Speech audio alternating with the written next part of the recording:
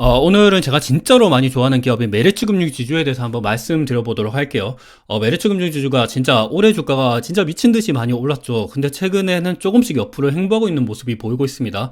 근데 메리츠금융지주뿐만이 아니라 뭐 은행이랑 증권, 보험, 이때까지 저PBR 관련된 저PBR 관련된 주식들이 밸류업 프로그램 때문에 주가가 굉장히 많이 올랐죠. 근데 최근에는 조금씩 옆으로 행보하고 있는 모습을 보인다거나 아니면 떨어지고 있는 모습을 보이고 있거든요. 근데 그나마 메리츠금융지주는 가장 어찌 보면 좀 방어를 잘하고 있는 모습을 보이고 있고, 근데 뭐 은행 대표적인 우리나라 4대 은행인 KB금융, 신한지주, 하나금융이랑 우리금융 같은 경우는 주가가 좀 많이 떨어지고 있습니다. 그래서 메리츠금융지주가 진짜 뭐 다른 은행들이랑 마찬가지로 주가가 많이 떨어지지 않을까 이런 고민을 많이 하시고 있을 거라고도 생각을 많이 하고 있어요. 그리고 더군다나 어찌 보면 한정된 자원으로 우리가 뭐 주식 투자를 하는 거잖아요. 예를 들어 뭐 은행들이 빠지면 다른 쪽으로 이 돈이 들어가야 될 텐데, 최근에는 반도체로 많이 들어가고 있죠. 뭐 삼성전자랑 아니면 뭐 반도체 전공정, 후공정, 아니면 반도체 뭐 AI 이런 쪽으로 많이들 들어가고 있는데, 그래서 메리츠금융지주를 이제 좀 팔아야 되는 거 아니냐. 최근에 주가가 많이 올랐기 때문에 더군다나 좀 단기간으로 많이 떨어지지 않지 않을까? 이런 고민들이 많이 있을 것 같습니다. 여기에 대한 한번 제 생각이랑, 그리고 저는 어떻게 할 것 같은지 이 부분에 대해서 한번 말씀드려 보도록 할게요.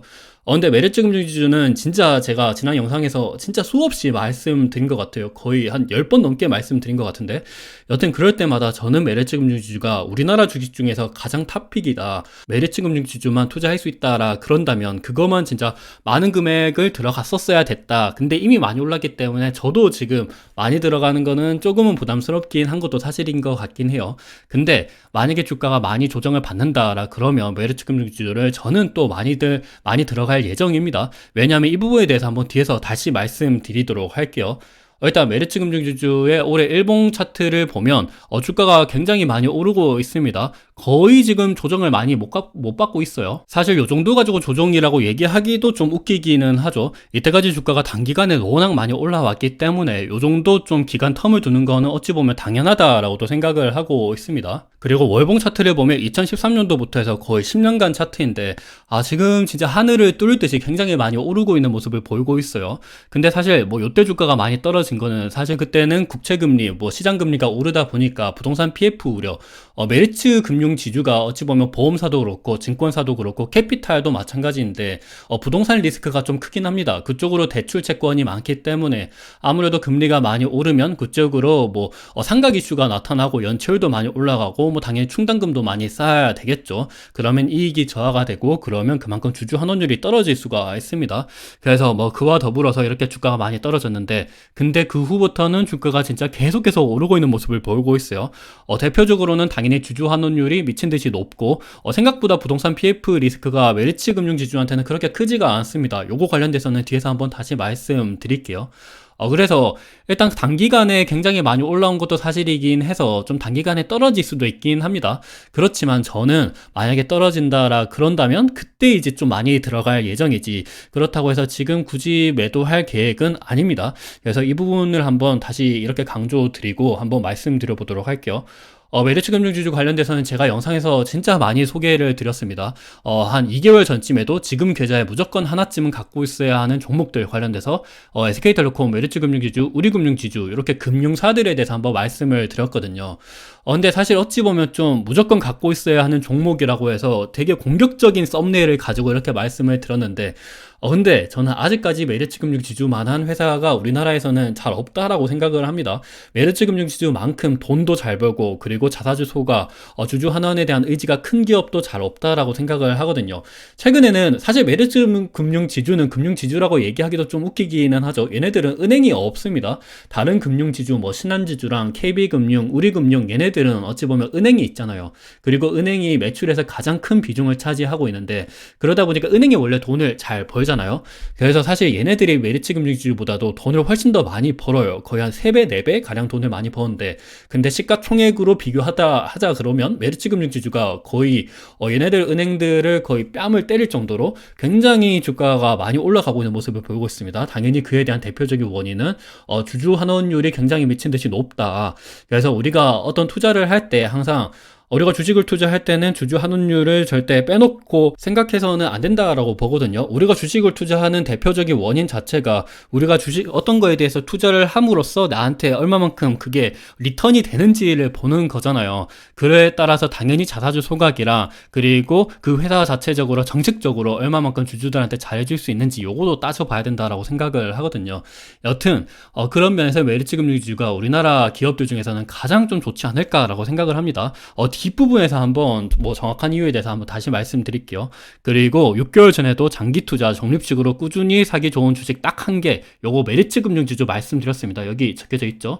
그리고 보시면 4개월 전에도 메리츠 금융주주 투자 포인트 5분 만에 알아보기, 그때 56,400원이었습니다. 근데 지금 주가가 81,700원이죠. 굉장히 많이 올랐죠. 그리고 43,900원대 9개월 전에 내가 장기간 투자하고 있는 이유, 요거 관련돼서도 한번 말씀드렸죠.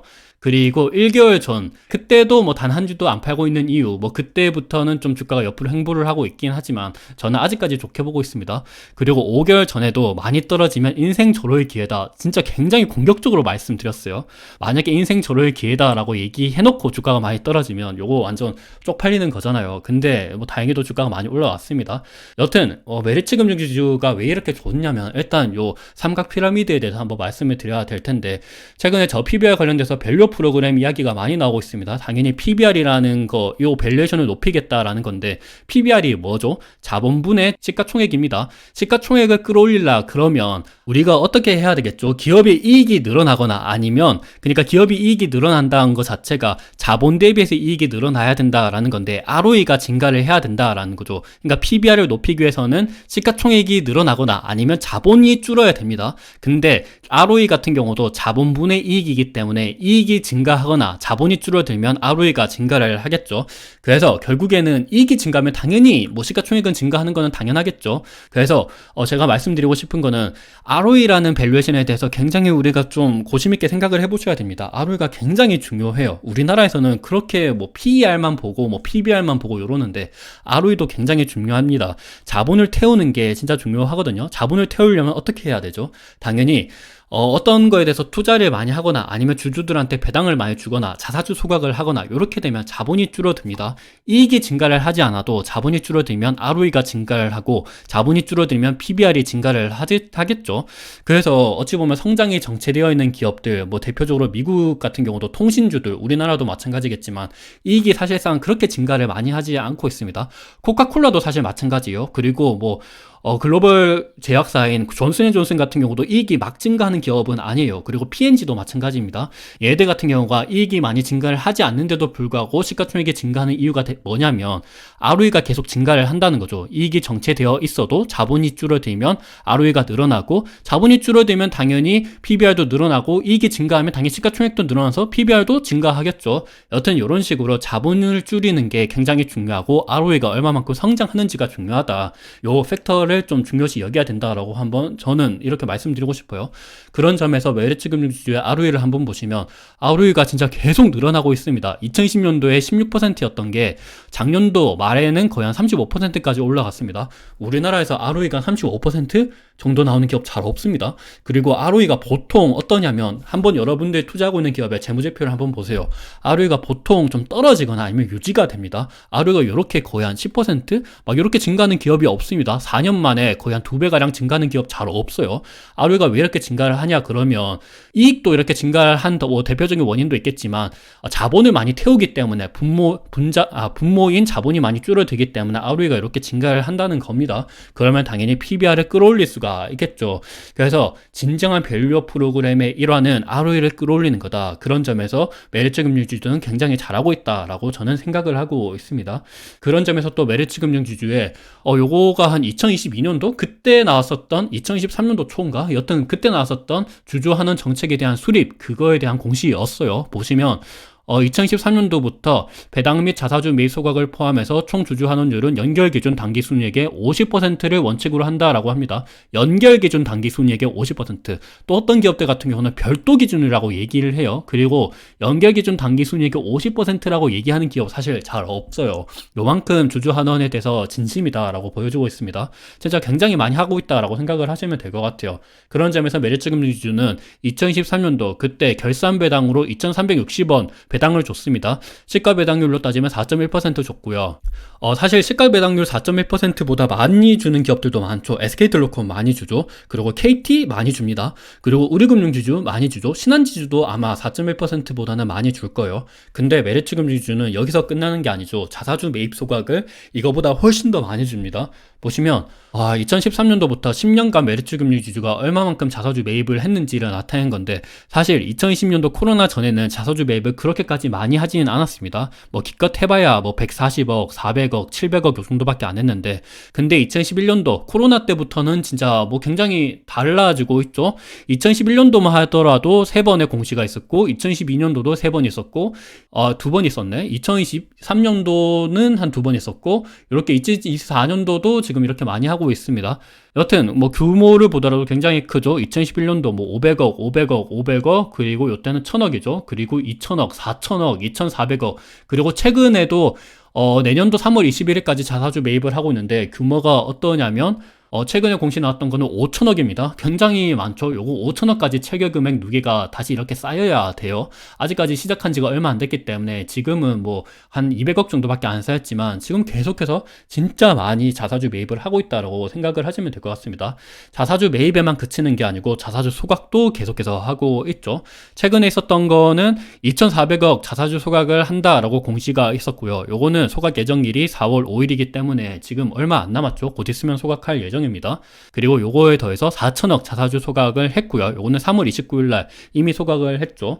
그리고 요거도 2천억, 그때도 이미 뭐 11월 30일 날 자사주 소각을 했습니다. 요것뿐만이 아니라 진짜 공시가 많아요. 요건 한번 뭐 찾아보시면 될 것 같아요. 그래서 요거는 메리츠금융지주의 홈페이지에 가보면 요렇게 요런 기업이 우리나라에서 잘 없거든요. 홈페이지 들어가 보면 우리가 주주 환원율이 이렇게 높다, 우리가 주주들한테 얼마나 진심으로 이렇게 하고 있는지를 진짜 숫자적으로 보여주고 있습니다. 보시면 3월 29일 날 그때 소각 4천억 했고요, 2천억 했죠, 그리고 1천억 했고, 500억 했고, 500억 했고, 진짜 소각을 많이 하고 있습니다.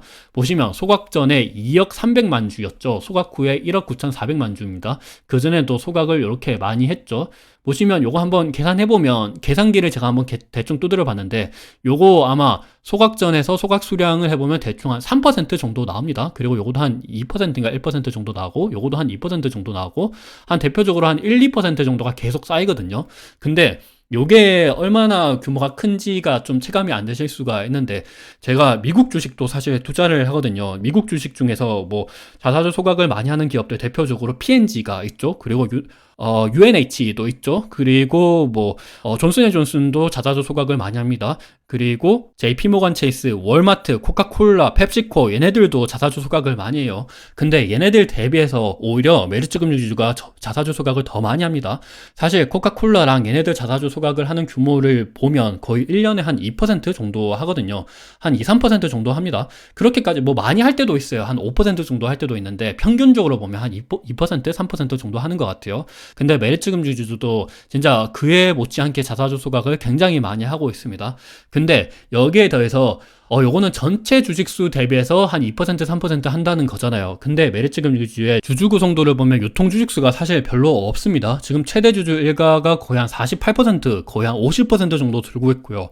그리고 국민연금이 한 7% 정도 들고 있고, 자사주로 한 7.5% 정도 들고 있습니다. 요거 한번 따져보면 거의 한 65%? 한 63에서 65%는 이미 잠겨져 있는 물량이거든요. 그래서 실제적으로 유통되는 물량은 35%밖에 없다.